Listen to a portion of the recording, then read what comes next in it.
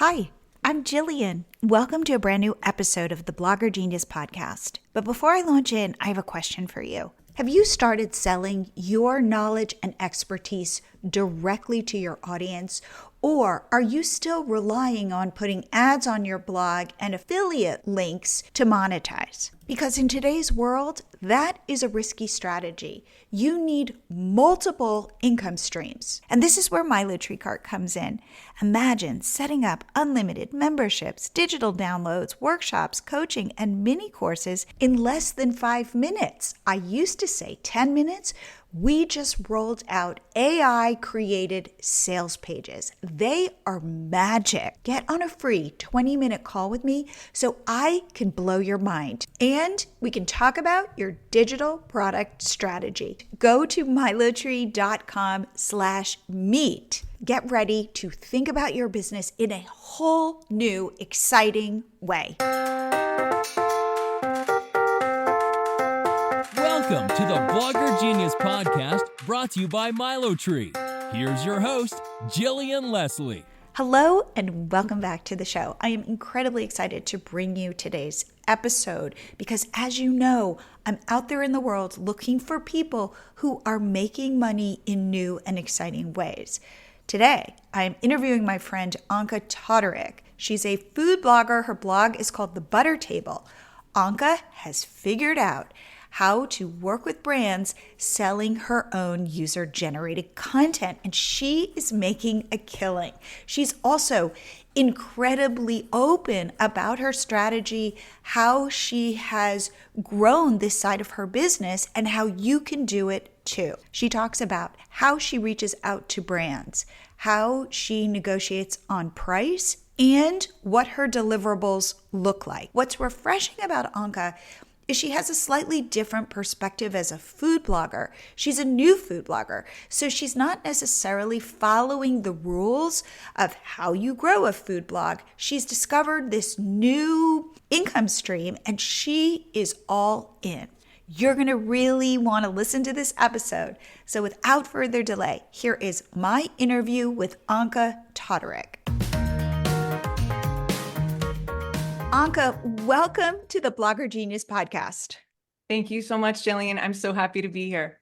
It was interesting because we were talking or going back and forth, and you shared that you're a food blogger and you make money by working with brands creating recipes. And I said to you, hey, would you come on my podcast to talk about it? And you were like, oh, but is that like a real thing that you think people would be interested in? Because it's not a traditional kind of food blogger path to monetization. And I said, no, that's why I want you to come on, because I'm always looking for the people who have found a way to monetize.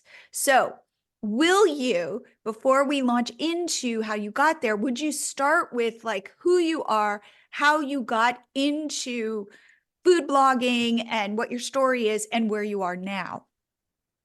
Absolutely. Always loved food. I think I really got into food watching Food Network with my mom when I was a teenager.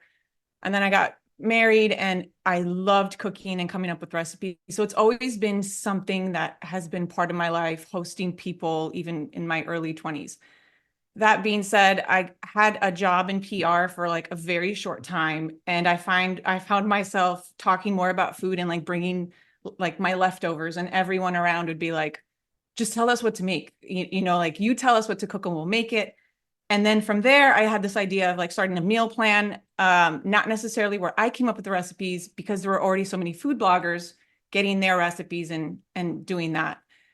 And long story short, we had to close it up after 7 years. It just wasn't monetizing. I started off really paying attention or wanting to be a brand. And we, took out loans and we made this amazing website. Who's we? And Who's we? Oh, me and my sister-in-law. So it was my sister-in-law and me, my brother's wife.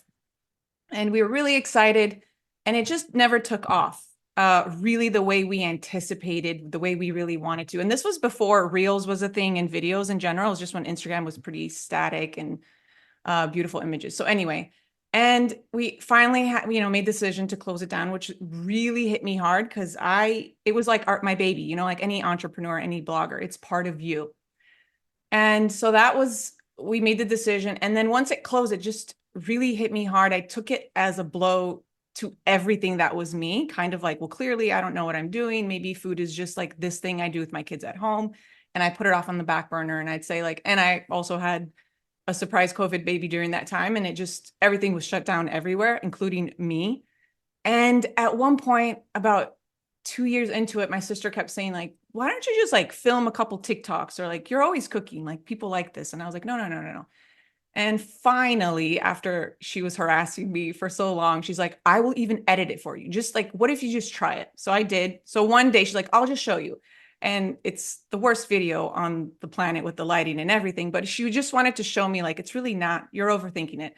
So we shot I think I was making roasted, it was shishito peppers and sweet potatoes for some tacos. And she quickly shot it. And she's like, boom, see, it's just, haphazard edits. She posted it. On TikTok? Where did she post it? On TikTok. That was the first thing. Cause I was like, I don't want to do another website. It was so draining and so much money involved. And she's like, this is nothing. This is just you getting your creative outlet, trying to see if this is something you like. And I started liking it. And then I started following a bunch of other food creators, and really it resonated with me. I loved their style. And some of them had 1 million followers, 200 followers. And something just clicked, something lit up a little bit in me. And I really started to enjoy it. And I started thinking about all these amazing recipes to share. It's not like I got a massive following. And while I'm scrolling, because TikTok will suggest stuff to you, this stuff about UGC and user-generated content creator, yes, started coming up, and how people were creating, getting paid for it. So then something sparked up, there's just kind of this thought oh, maybe I could work, or maybe I could monetize something. To put a little parentheses, I started posting, and at the time I couldn't fit a whole recipe in the post. So people were asking me for the recipe that I made, but it didn't fit in the caption. So then I was like, maybe I should start a blog, just but not thinking to monetize or anything. It was just kind of this other thought. So with that, I started listening to podcasts. I found your podcast, Eat Blog Talk, Food Blogger, all the other podcasts. And here I am listening. And even though I knew people monetized, it was just kind of a different world and for other people. And then as I'm watching and hearing, and these are regular people doing what they love, maybe I should just stop feeling sorry for myself and try this again. And so that's what I did. I started posting recipes. People were liking it. Then simultaneously, I was like, okay, you know what? I'm going to start a blog with I want to monetize. It's going to take a while to get that 50,000 page views or however. I knew that going in. And so I did a bunch of research. But at the same time, I knew how draining it was to pour your heart and soul into something and not see a single dime, which is kind of what took place for 7 years. So I was like, how do I go into this and not become resentful or quit?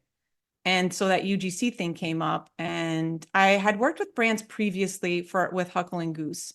So I kind of knew, and I pitched before. So I already had that in my repertoire of going on LinkedIn, finding the right person, pitching them ideas. So that part is something I'm really good. That's my zone of genius, is pitching. So I Googled, I listened to more podcasts, and I watched TikToks about creating a portfolio on Canva, and then you pitch an email. And so I took previous content I did before, and I took a video of a few videos using products from other brands. So I made a portfolio. And then a month later, it took me a month to kind of get the videos, all the stuff. And I started pitching, and I think in 2 weeks I got my first brand deal. And the great part of this is I think I had 200 followers on TikTok. I didn't even launch Instagram at the time, right? The blog's not even launched. There's nothing. It's just, this is what I create. This is what I'm good at. I'm a recipe developer and a published cookbook author. I led with that.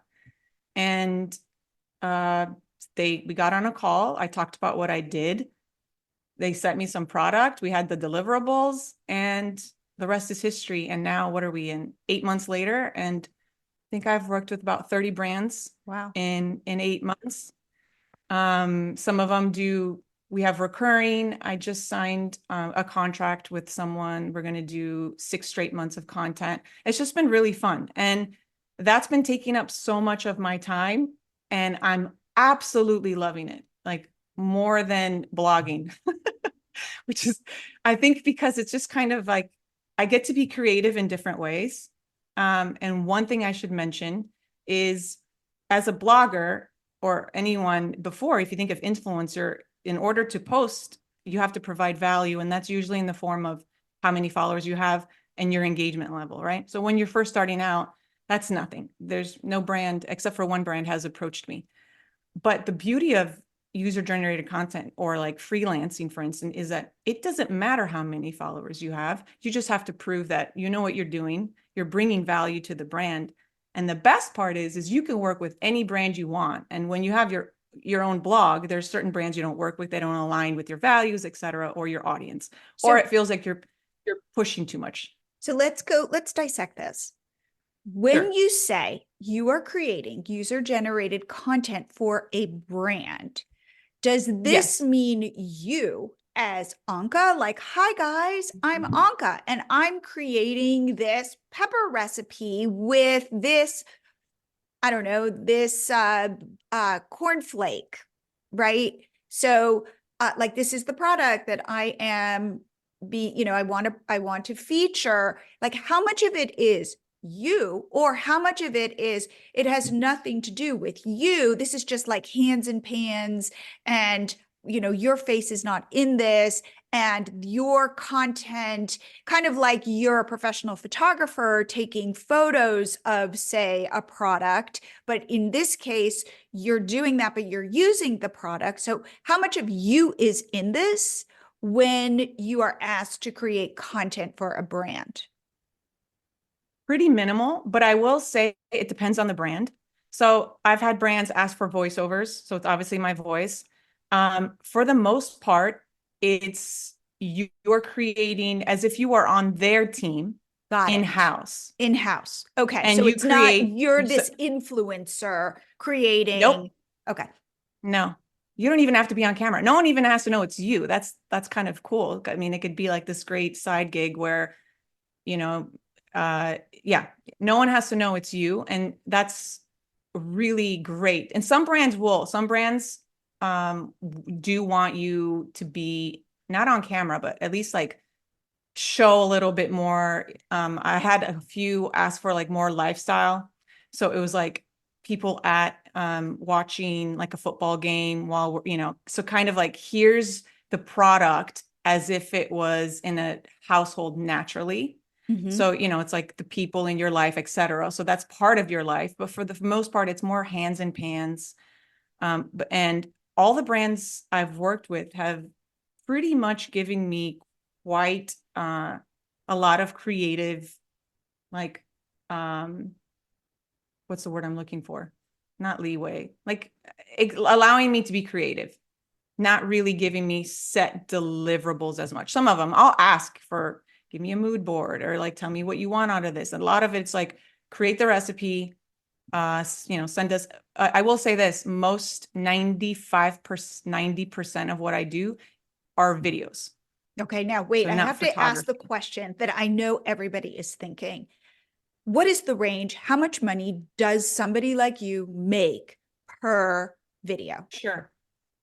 So I'm very open about rates, and it's probably because I'm so new to it. And the first time I sent out, like the first time I pitched, I was like, I don't even know how much people make, because I didn't even have blogger friends or other people that I could just ask.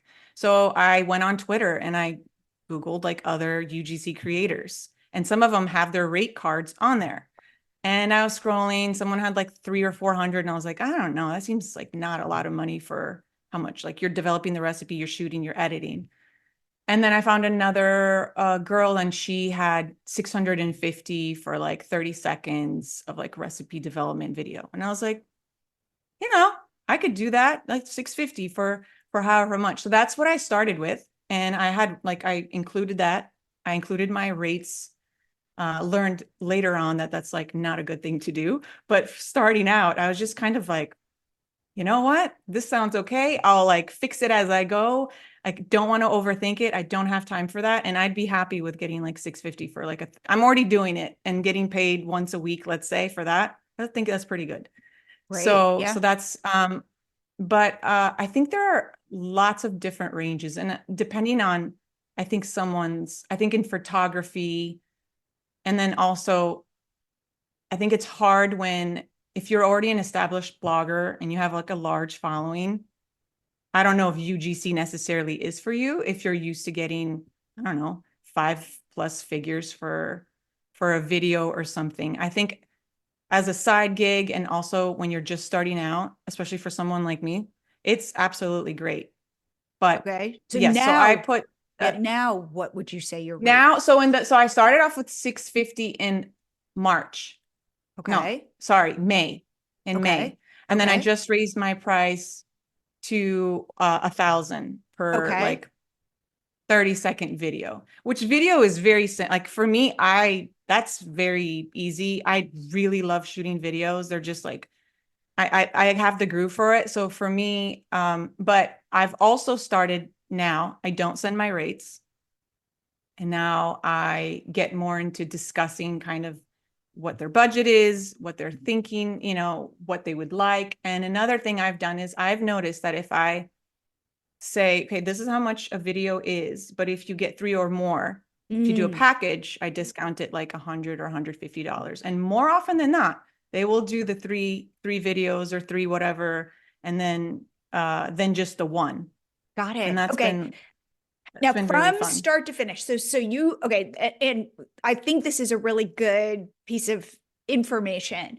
You're reaching out to the brand, and we'll get into how you're doing that, but you're reaching out and you're not telling what your rates are because you Correct. want to suss them out first to know, is this a Of big course. project? And will they be upfront with you and be like, well, our budget is $10,000? No, it's been a little bit more difficult. So a lot of times they'll be like, they'll directly just be like, what's your rate for this? Because in my portfolio, I list 30 to 60 minute, a minute, 30-second to 60-second video or photography or just like a simple lifestyle shoot or something. And then from there they ask me specifically, how much is this package? And then I'll say it starts at this, but it depends on what you're asking me to do, the ingredients that I need. Is it like a simple hands and pans, or am I developing like a three-course dinner? Like what are we doing?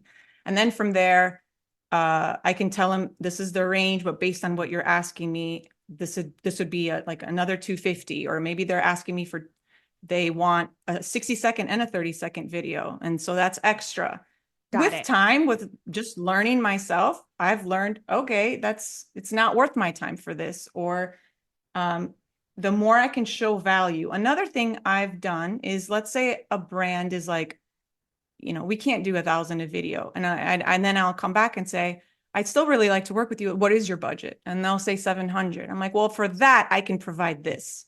So Mm, the deliverables are then less than what I would normally do, to the point where I'm still happy creating the content. And a lot of times when I work with brands, they'll come back and work with me because they've noticed like that I'm also flexible. I'm willing to work with them. And then once they see the work, that I'm responsive, that I send them like 10 to 15 ideas, and we can go from there. And depending on, I really do my research on brands. I don't send generic pitches. I think mm. that's one of the reasons I've gotten so many brand deals in such a small amount of time, with being a totally new creator in the space, I'd say.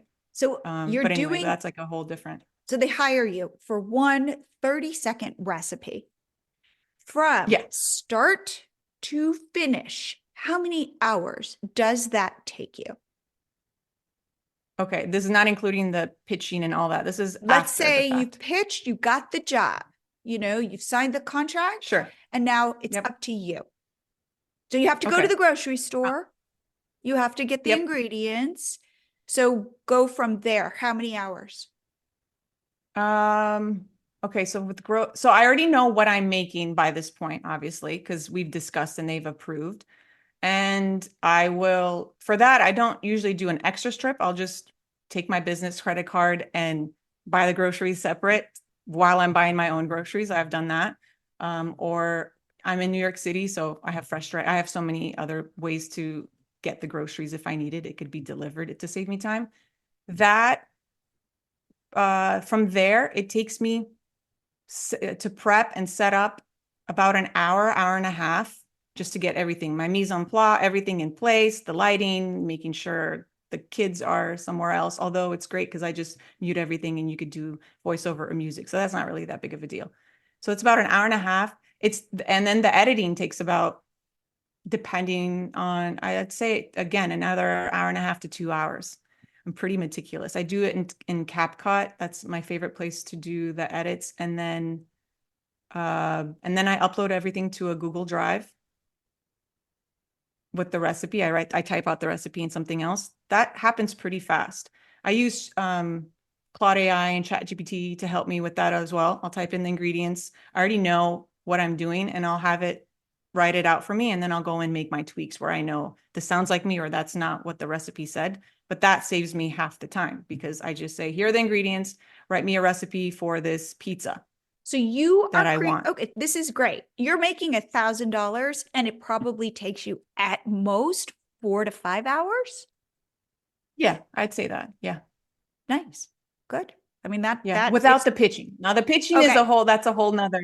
Let's talk about the But pitching. You go to LinkedIn. Okay, give me an example. It could be a real brand you've worked sure. with or another brand you're looking to work with. Absolutely. But what is that process?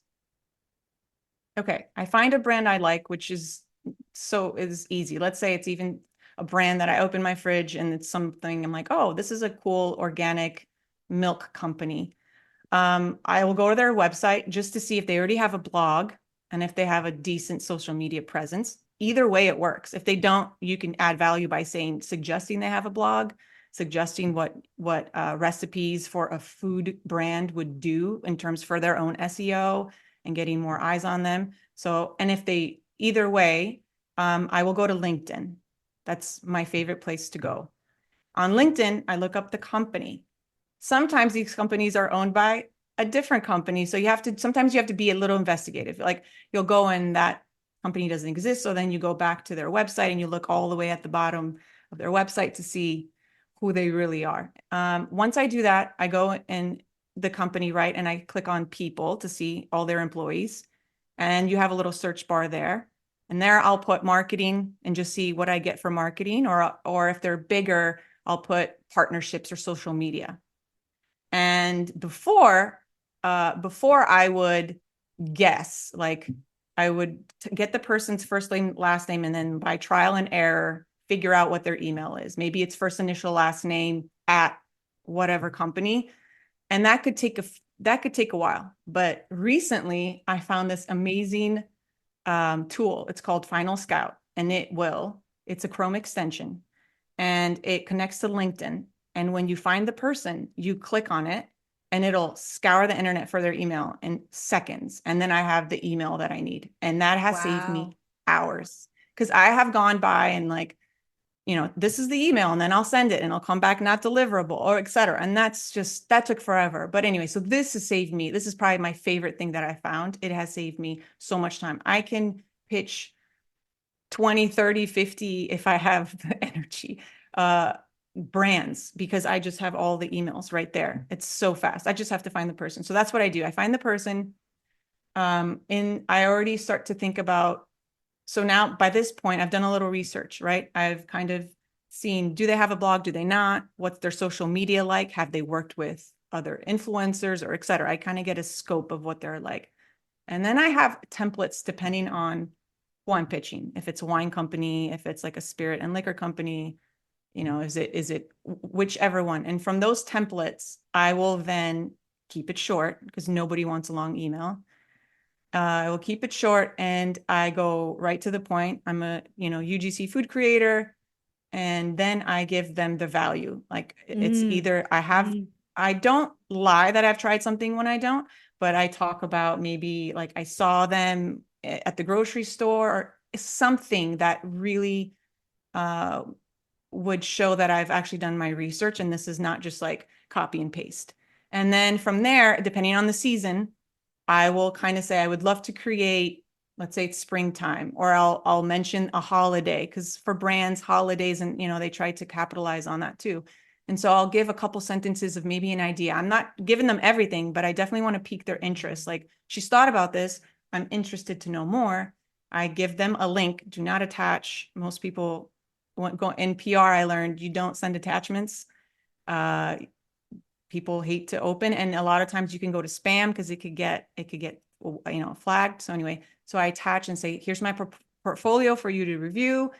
I'd love to discuss more, or hop on a call. I always push for a call because then they really get to talk to me. We get to flowing, and more often than not, if I get on a call, that pretty much seals the deal. Is it a Zoom call or a phone call? Yeah, usually it's a Zoom. Sometimes, yeah, more often than not, it's always an invite, and it's a Zoom call, like face to face. So that's been great. And your close rate, you got 10 brands, you're getting on 10 Zoom calls. How many jobs are you booking? If I get on those, I book 7 out of those 10. I want to say that where I notice bloggers and online entrepreneurs struggle is when it comes to selling. This is why I put together my top 20 selling secrets as a download that I recommend you grab. These are the psychological triggers that we all need to understand to up our selling game. It's kind of fascinating. You can get this at milotree.com/secrets.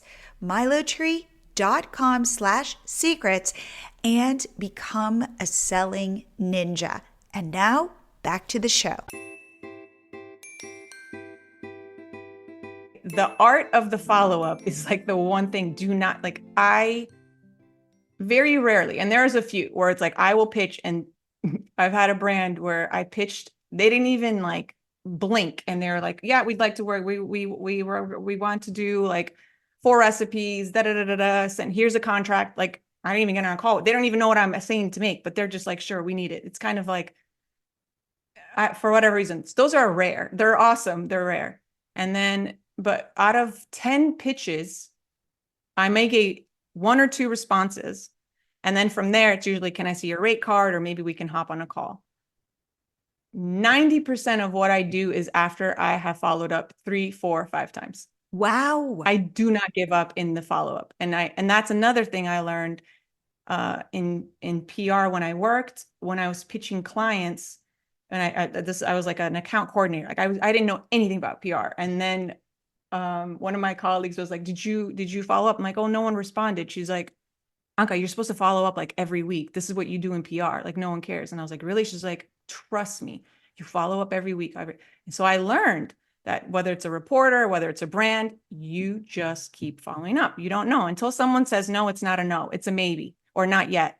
So and even if they say, thank you, no thanks, I'll kindly thank them. And then I come back in their inbox. Like, I mean, granted, I've only done this 8 months, but I've done that with a brand, and 6 months later, and they're like, wow, it's so interesting that you emailed, because we're actually just reviewing our budget for the year. And you know what? Thanks for following up. And then we get on a call. Do you so that's have how this I take it. automated, like, to then No. boom, send? So are you literally having a spreadsheet going, okay, sent that first one, sent the second one. Where's the template for the third email? Oh, so what I'll do, I do have a Google Doc spreadsheet. I'm very type B. I am not a type A person. And I attempt to be with the spreadsheet. So I'll add them in there. But I think it's because I've done it so much that I know so I pitch Tuesdays and Wednesdays, because Mondays you don't want to pitch anyone, and you don't want to pitch them Friday. They do not want to see your email. So I know which days I pitched. And what I'll pretty much do is whatever emails I sent out the week before, I just go over, I reply to them, and I have my, hi, following up, I'm sure your inbox is flooded. It's 1 line, boom. And I just go through all 20. Wow. And so every week it's just like, I just go back to the previous 20. So I don't, for me to write all those back in a spreadsheet and do the check mark, I was like, I know what I'm doing. So for me, for my personality, and because I do it so regularly, nothing falls through the cracks. It's just part of my Tuesdays and Wednesdays that I follow up with brands. And so I know whichever week I just go in my scent and I look at my 20, and then I go through all those 20, and then I'm also pitching 10 new ones. So then it's just like this Got it. machine. Now, here's a That's question. what I do. What tools Mhm. are you using? Are you filming on your phone? Do you have special Yep. cameras, lights? What does it look like? Because you said you use CapCut. Yeah. So yeah, I use CapCut and the app's on my phone. Okay. So this is what I use. It's my phone. And the great part is that's really what brands want. They Yeah. want approach to be approachable. It's like you're in someone's house. Now, granted, I definitely try to do it a little bit more buttoned up for brands. And depending on what they want, I'll know what they want, and then I'll know what kind of backdrops. But I've invested in like most of the like backdrops and the artificial light I got for photography for the blog, just because my house is like pretty dark and I never get the lighting. And with kids, you just never know. But there's zero investment. You film on your phone, your iPhone, you edit in CapCut. It's for someone starting out, like even if, and I mean, food bloggers are amazing photographers, so that's another thing you can add on. But for me and for someone, it's just super easy. It's like, that's all I need. I don't need any other equipment. I don't need a tether cable. I don't need the artificial light. I specifically, when I work with brands, choose the natural light. And then I go set up my tripod, the one $20-$30 tripod. Here's this baby over here. And that's it. And then I That's film and I edit while I'm on the couch or something, it's just, I love it. It's like my dream side gig. So if there's anyone out there wanting to work with brands and they don't have a large following, I'm telling you, I had 200 people. wow. Now, here's a question. So you can Can you totally do it. say, hey, as part of this UGC, I get to call out my blog or my social media, or I get to put Yep. I get to put my Instagram handle, those kinds of things. Yes. Can you put that in Yes. the contract? Absolutely. So, and so when I first started it, I didn't expect brands to even tag me because they're paying me for kind of like, I'm a ghostwriter. I'm a ghost recipe writer, let's say. And brands were tagging me. And then I was like, oh, that's so nice. And for you tagging me. And then a few of them started asking me to post on my like Instagram and then do the partnership where you're in collaboration with someone. And I'm like, okay, sure. It just adds more content for me.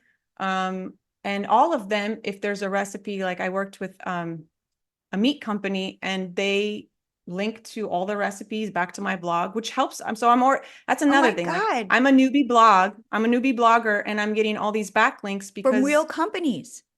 from real companies, and they're more than happy to do that. Okay, are you I really noticing? had Are you noticing your blog growing, your Instagram growing? And are my you yeah. planning to lean into this? Because this is an awesome strategy for your own blog and your own business. Yeah, I'm really leaning into it. One, because I really like connecting with people and working. Most of the brands I've worked with, I would say 20 to 30% are through PR agencies, and then the rest is just someone that's in-house. And I've had, for the most part, I'd say just like really great relationship, meeting people, really getting in to understand their brands. And for me, it's as I don't want to just do this until my blog gets traction. This is something I really love to do. So I could see me doing this simultaneously while growing my own brand, to say like, this made me step out a little and be like, okay, I don't know if it's going to be blogging and then this is like here. It's like side by side. I don't know. I don't know. Already just in a few months, it's just opened up so many opportunities and being able to connect with so many brands that I'm really excited to see where this could take me. And it just stretches because I'm getting paid to do something. So I'm in the kitchen no matter what. So it's just keeping me, I'm getting, and which only benefits me too, because I'm shooting out reels for my own Instagram now because I've gotten so comfortable with them. And so, Interesting. yeah, so I just feel like it's just a win-win all around. All around. Can you repurpose the content you create and post it on your social media? Yes. So if anytime they post, I'll like reshare on my stories, and then I highlight any brand work too. There, which is another thing. If a brand hops onto my Instagram, they can see all the other brands that I've worked with. Although I have all the brand logos in my portfolio when I send out, so they can see who I've worked with. But yes, Who owns the videos? You or the brand? me, You do. me. Yeah, so I own the videos, but they can there's only been a few that I've asked for like in perpetuity for certain things. And starting off, I was like, yeah, I made this whatever casserole or something like especially at the beginning, I was like, yeah, you can use it for forever. I don't care. And then the more you read and the more now I ask like, is this used for strictly just for on your socials and kind of raising brand awareness, or is this used for an ad? Because now I'm learning all this other terminology that I didn't even know existed about licensing. And I'm in the middle of learning all that. I'm like in the middle of, in a course, just figuring out how to price better and what licensing is and what's organic versus paid media, all the stuff that I didn't even know that I kind of fell into. And I think one of the things is like, you can start something and not know everything about it and learn as you go. Like if I would have sat there and been like, well, I don't even know about paid media and I don't know all this stuff. And then you're just sitting there waiting until you learn everything. Well, someone else is already doing it, probably half as good as you would, but you're not willing to kind of like take the leap. And I so that's couldn't my agree encouragement. more. And it's funny, before we got on our call, I was on a call today. And when you and I got on this call, I started to tell you where my head is. And again, why I invited you onto the show. I was on a call with somebody who wants to potentially buy MiloTree cart to use to sell digital products. And by the way, this happened now twice, once yesterday, once today. And they said, well, I don't know. I'm thinking about, I think both of them said Podia. And I said, okay. And they were like, why would I buy your tool? And I said, because I've used Podia, and this is not to rag on Podia. However, I set up a course in Podia, and I spent so much time on YouTube trying to know where a certain piece of functionality was on Podia in order to set up my course. And setting up my course was so much harder and took so much more time than I ever thought it would. And I had taught this content in a 1 hour live workshop, and I thought I could just turn this into a course, like no problem. It took months and to figure out how to set up the sales page and this and connect it to my email and who knows what. I was spending so much time working on my business and making no money, but it felt weirdly good because I'm working on my business. And when I said to these two people, one yesterday, one today, about why I recommend they don't sign up for Podia and get MiloTree cart is because you could be selling, and I will push you to sell in 10 minutes. I want you close to the sale, or at least close to figuring out whether someone's going to buy what you're offering. When I got on this call with you, I said, what I love about what you've done is you started making money. And I can't tell you how many online entrepreneurs, bloggers, content creators I talk to who are spending years, quote unquote, working on their businesses, getting everything set up with the right fonts and the right images and the right videos, and they've made not a cent. So when you're like, so tell me your response to that, because you said, oh my God, I relate to that. Yeah, I think when you come off like focusing on the font and the branding and the voice and uh published cookbook with a, like with Harper Collins, and you have these things where this is what you want, you think it's going to make you money, and then it doesn't, and it crushes you. I think, well, one, it humbles you to a place like nothing else, but it also just like, okay, it happened, it failed. Like, what can I take from here? And what can I learn from there? And how can I pivot and make money, or like follow my dream and do it? So I just think it kind of shook off all the other either imposter syndrome or like sitting over there, thinking you're a victim, or like something never works out for you, it works out for everybody else. It just, I don't know, for whatever reason, it really did something to me. Um, and I think you find something you're good at. For instance, I don't love photography, and all the stuff I have to do for the blog, it really, I'm not loving it.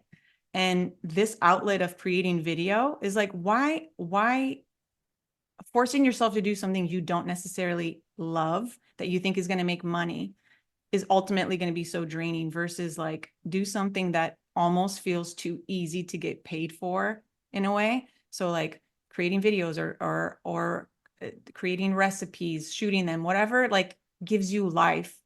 And then try to do it a couple times. It's always going to be clunky and awkward. And every single time I talk to a brand or like review my contract, I'm like, oh, I should have had this in there. But it's better than the last time, and it's continuing to be that way.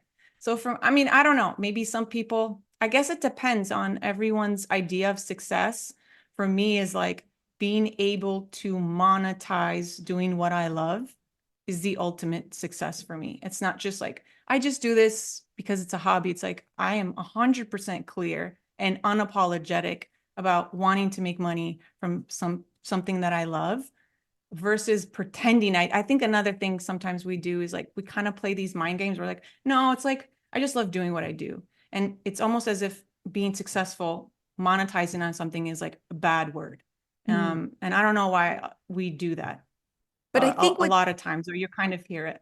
what's interesting about your story is you have a food blog and you're like, okay, I'm going to start this. And I know I need to get to 50,000 page views. And then I can get into Mediavine. So I need to push off my dream. And this is very similar to the idea of I'm going to sign up for Podia. And the most exciting moment is when you put your credit card in and now you've signed up for Podia or whatever platform, expensive platform it is. And in your mind, you have this vision of here's what my business is going to look like. And I promise you, it's never going to feel as good as that moment when you click, pay, and it's like all possibility. So for you, you said, okay, if I have to get to 50,000 page views, this is going to be a long road. But instead, you found a shortcut. And that's what I say, get close to the sale or not the sale because nobody's buying what you're creating, then go pivot to something else. But we back things up for 2 years because I've got to work on my SEO and my keyword research, or I've got to set up all of these things and all this crazy technology where this talks to this, which talks to this. On my call today, this woman had this whole plan of how her funnel was going to work. This is going to lead to this, which is going to then sell to this, which is ultimately going to sell to my course. And I'm thinking that's 3 years worth of work. And you don't even know if this is going to lead to this, which is going to lead to this. This is your vision, but you've got to go put those pieces out there and test each one. So the fact that you found this kind of like back channel way of getting to do what you love, getting to make money, getting to experiment with pricing, with reaching out to brands, with going, wait a minute, they're tagging me. Hey, that's an opportunity. Hey, they're linking to me. Like people would die to get that, to get those backlinks. And all of a sudden it's just showing up for you. And in the process, you're doing what you love. You're in your kitchen on your phone, like editing videos in CapCut. Like it does feel too good to be true. Yeah, except it's not. That's the best part. Like it really isn't. Like, and it's just, and I think some people, and that's the thing. It's like someone listening to be like, oh my gosh, that sounds horrible because I hate shooting videos or pitching. That's not their thing. But everyone can, I'm convinced there's enough out there. And even if you just, I'm sure you've read just about with like marketing predictions and how influencer marketing, all of this is just every year just skyrocketing of how much brands are looking into influencers, and UGC can be considered that because that's still part of them paying out, you know, to create content. It's a big massive ocean, and I feel like this scarcity mindset sometimes that sets in, like if someone's doing it, there's not enough room, and I wouldn't have come on this podcast if I thought that. It's like, well, why would I share all this stuff and like give people ideas or tools to come take clients? Like, I don't think so at all. I think there's so much room in the creator space, in the food space for people to do what they love and create kind of like, what's the life you want? Do you want to be more, you know, at home more with your kids? Do you want to be able to travel? Do you want to be able to like work with 10 brands and then go on vacation for 2 months? I don't know what it is, but I think getting really clear about why is it that you're doing what you're doing, just not like, oh, I want to monetize my blog, but why? For what exactly, Well, specifically, you it's know, like funny. So really see it. where my mind starts to shift when I'm hearing you speak, and you said you love connecting with people, that's important to you. I'm like, Anca, I give you 6 months and you're going to be teaching this to other food bloggers who will go, I want to learn from you because you do seem so down to earth and you're so pretty. I don't know if you people can't see you, but like, I want to learn from you. And you seem chill and you seem like you're not a perfectionist and you're just kind of like winging it. And you're going, look, I just sent these emails last week and I just go to my sent folder and see what I sent and just resend them. And I'm on the, I'm doing things on the fly and I'm editing my videos while I'm on my couch. And like, it's not like you're going to be kind of that school marmy teacher who makes me feel bad if I can't keep up with you. You're like, I'm making it up. And so I sit here and go, oh my God, just based on your vibe, because that's another thing I'm really thinking about.